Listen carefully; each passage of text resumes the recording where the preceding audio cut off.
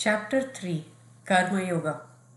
Arjuna said, O Janardana, O Keshava, why do you want to engage me in this ghastly warfare if you think that intelligence is better than fruitive work? My intelligence is bewildered by your equivocal instructions. Therefore, please tell me decisively which will be most beneficial for me. The Supreme Personality of Godhead said, O sinless Arjuna, I have already explained that there are two classes of men who try to realize the self. Some are inclined to understand it by empirical philosophical speculation, and others by devotional service. Not by merely abstaining from work can one achieve freedom from reaction, nor by renunciation alone can one attain perfection. Everyone is forced to act helplessly according to the qualities he has acquired from the modes of material nature. Therefore, no one can refrain from doing something, not even for a moment. One who restrains the senses of action, but whose mind dwells on sense objects, certainly deludes himself and is called a pretender. On the other hand, if a sincere person tries to control the active senses by the mind and begins karma yoga without attachment, he is by far superior. Perform your prescribed duty, for doing so is better than not working. One cannot even maintain one's physical body without work. Work done as a sacrifice for Vishnu has to be performed, otherwise, work causes bondage in this material world. Therefore, O son of Kunti, perform your prescribed duties for his satisfaction, and in that way you will always remain free from bondage. In the beginning of creation, the Lord of all creatures sent forth generations of men and demigods, along with sacrifices for Vishnu, and blessed them by saying, Be thou happy by this yajna, because its performance will bestow upon you everything desirable for living happily and achieving liberation. The demigods, being pleased by sacrifices, will also please you, and thus, by cooperation between men and demigods, prosperity will reign for all. In charge of the various necessities of life, the demigods, being satisfied by the performance of yajna, will supply all necessities to you. But he who enjoys such gifts without offering them to the demigods is certainly a thief. The devotees of the Lord are released from all kinds of sins because they eat food which is offered first for sacrifice. Others who prepare food for personal sense enjoyment verily eat only sin. All living bodies subsist on food grains which are produced from rains. Rains are produced by performance of yajna, and yajna is born of prescribed duties. Regulated activities are prescribed in the Vedas, and the Vedas are directly manifested from the Supreme Personality of Godhead. Consequently, the all-pervading transcendence is eternally situated in acts of sacrifice. My dear Arjuna, one who does not follow in human life the cycle of sacrifice thus established by the Vedas certainly leads a life full of sin. Living only for the satisfaction of the senses, such a person lives in vain. But for one who takes pleasure in the self, whose human life is one of self-realization, and who is satisfied in the self only, fully satiated, for him there is no duty. A self-realized man has no purpose to fulfill in the discharge of his prescribed duties, nor has he any reason not to perform such work, nor has he any need to depend on any other living being. Therefore, without being attached to the fruit of activities, one should act as a matter of duty, for by working without attachment, one attains the supreme. Kings such as Janaka attained perfection solely by performance of prescribed duties. Therefore, just for the sake of educating the people in general, you should perform your work. Whatever action a great man performs, common men follow, and whatever standards he sets by exemplary acts, all the world pursues.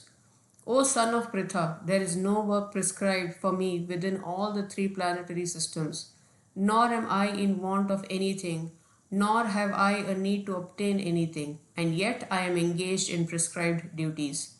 For if I ever fail to engage in carefully performed prescribed duties, O Partha, certainly all men would follow my path. If I did not perform prescribed duties, all these worlds would be put to ruination. I would be the cause of creating unwanted population, and I would thereby destroy the peace of all living beings. As the ignorant perform their duties with attachment to results, the learned may similarly act but without attachment for the sake of leading people on the right path, so as not to disrupt the minds of ignorant men attached to the fruitive results of prescribed duties. A learned person should not induce them to stop work. Rather, by working in the spirit of devotion, he should engage them in all sorts of activities. The spirit soul, bewildered by the influence of false ego, thinks himself the doer of activities that are in actuality carried out by the three modes of material nature. One who is in knowledge of the absolute truth, O mighty arm, does not engage himself in the senses and sense gratification, knowing well the difference between work in devotion and work for fruitive results. Bewildered by the modes of material nature, the ignorant fully engage themselves in material activities and become attached. But the wise should not unsettle them.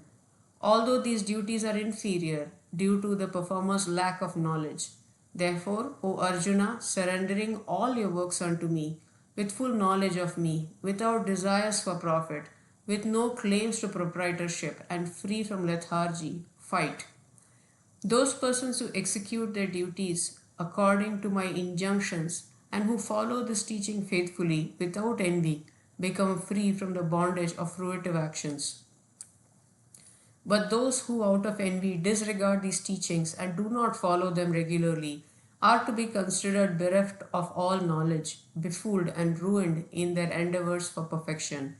Even a man of knowledge acts according to his own nature, for everyone follows the nature he has acquired from the three modes.